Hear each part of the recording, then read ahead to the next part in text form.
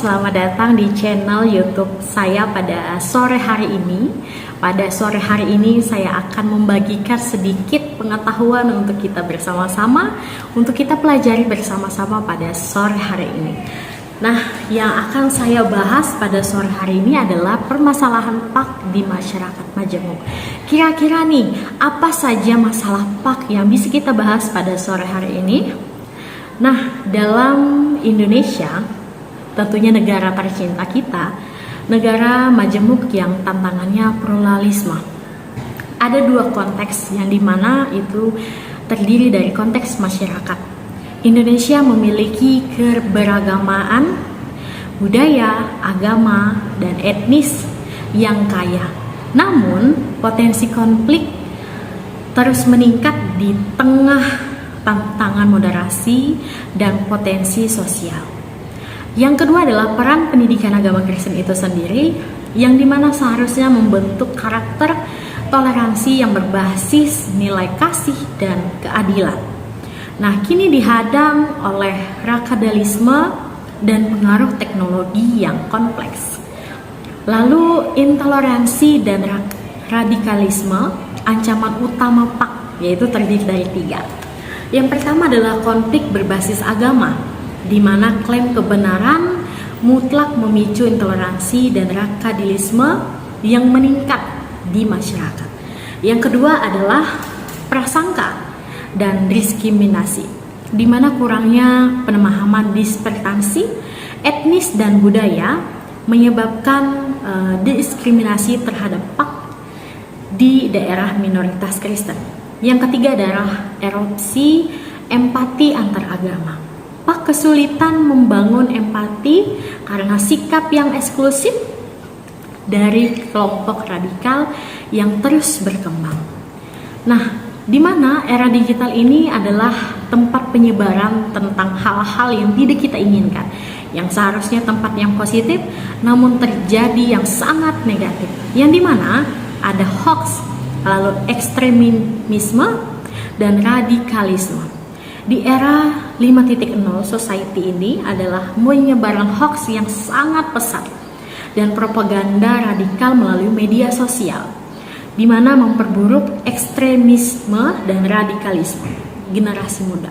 Nah, sangat disayangkan bahwa peran pendidikan agama ini kurang adaptif dengan literasi digital.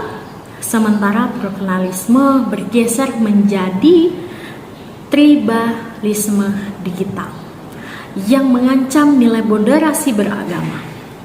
Lalu tantangan internal PAK itu apa saja? Ada 3 yang saya ambil, yaitu adalah kurikulum yang usai, di mana PAK kurang sinkron dengan regulasi pemerintah dan kebutuhan zaman yang modern. Lalu yang kedua adalah infrastruktur yang terbatas, di mana keterbatasan fasilitas dan sumber daya menghambat kualitas pembelajaran. Nah, lalu yang ketiga adalah kompetensi guru itu tersendiri, yang menyebabkan kurangnya memadai dalam mengajar inklusivitas dan literasi digital kepada siswa. Lalu ternyata di dalam permasalahan PAK ini tersendiri adanya ketimpangan sosial. Ketimpangan sosial ini dan akses pendidikan, di mana ketimpangan ini seperti daerah terpencil, terpinggirkan, yang terdalam, bahkan kesenjangan pendidikan agama. Lalu faktor sosial ekonomi, di mana kemiskinan dan konflik identitas memperlemah peran PAK sebagai agen perubahan sosial dan yang inklusif. Nah, perlu kita ketahui bahwa dampak terhadap harmoni nasional ternyata ada 3, yaitu adalah polarisasi meningkat, di mana intoleransi dan radikalisme memperdalam perpecahan sosial di masyarakat. Yang kedua adalah generasi muda yang terpengaruh, di mana generasi-generasi ini yang sangat lemah dibanding generasi-generasi terdahulu. Radikalisme digital menjangkau generasi muda dengan rentannya terhadap propaganda ekstrem, di mana mudahnya terpengaruhi oleh hoax-hoax berita-berita yang tidak benar-benar adanya. Nah, yang ketiga adalah risiko disintegrasi, di mana jika dispertasi tidak dikelola dengan baik, potensi disintegrasi ini nasional semakin nyata. Nah, lalu peran PAK dalam membangun toleransi. Ya, meskipun tantangan ini berat, PAK memiliki potensi yang strategis ternyata untuk membentuk karakter toleransi berbasis Kristen, kasih dan keadilan. Pemahaman mendalam atau isu-isu ini adalah langkah awal menuju solusi nyata yang berkelanjutan. Nah, refleksi atau panggilan aksi bagi setiap kita sebagai orang yang terpanggil umat Kristen, yang itu adalah meski berat, pemahaman mendalam atas isu-isu ini adalah langkah awal menuju solusi. Nah, mari kita renungkan Bapak Ibu, peran kita dalam membangun toleransi. Jika bukan kita, siapa lagi yang akan menjadi contoh dan teladan bagi generasi muda kita yang akan mendatang? Nah, permasalahan PAK ini di masyarakat Majemuk mencakup intoleransi, pengaruh digital, dan tantangan internal.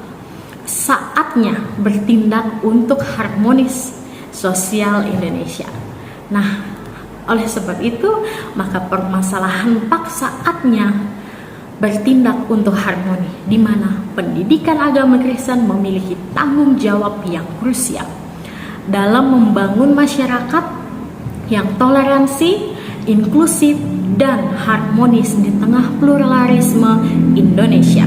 Melalui pemahaman mendalam, adaptasi kurikulum, dan komitmen terhadap nilai-nilai universal, PAK dalam menjembatani perdamaian dan agen perubahan positif bagi generasi mendatang. Baik, demikian paparan materi saya tentang permasalahan PAK di masyarakat Majemuk. Kiranya paparan materi saya saat ini itu dapat berguna dan bermanfaat bagi Bapak Ibu di luar sana, apalagi terutama pada pendidikan agama Kristen, supaya ini menjadi pengetahuan baru bagi kita semua. Terima kasih sudah menyaksikan. Tuhan Yesus memberkati. Shalom.